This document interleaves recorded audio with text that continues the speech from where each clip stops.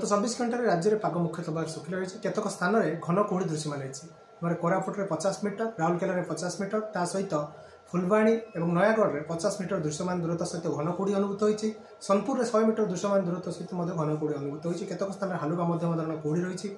समतल अंचल मध्य सर्वनिम्न रात्रि तापमात्रा नुआपड़ा 11.4 डिग्री सेल्सियस रेकर्ड होता बेले आम पहाड़ी अंचल मध्य कोरापुट में 7.5 डिग्री सेल्सियस रात्रि तापमात्रा रेकर्ड कर बर्तमान कौन निर्दिष्ट पाणीपागर प्रभाव ना तेणु आगामी 6 दिन जाए पाग मुख्यतः भाव शुखला रु वायुमंडल में जलीय बाष्पर मात्रा ता सहित वायु चलाचल मध्यरात्रि सकाल मध्य वायु चलाचल निष्क्रियता और निर्मल आकाश हेतु केतक स्थान में घन कुहुड़ी दृश्यमान संभावना थी आगामी 3 दिन जाए आमर घन कुहुड़ी येलो वार्निंग जारी कर सहित डे 7 रे आमर मुख्यतः भाव में सुंदरगढ़, केउंझर और मयूरभंज 3 जिला रोचे से गोटे भी 2टी स्थान में हालुका वर्षार संभावना रोचे।